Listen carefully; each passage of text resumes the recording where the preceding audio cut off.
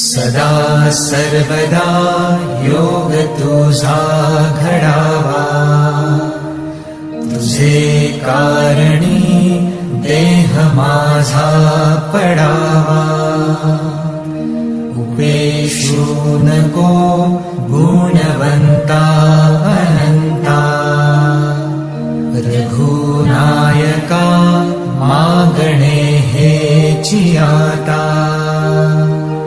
जय जय रघुवीर समर्थ.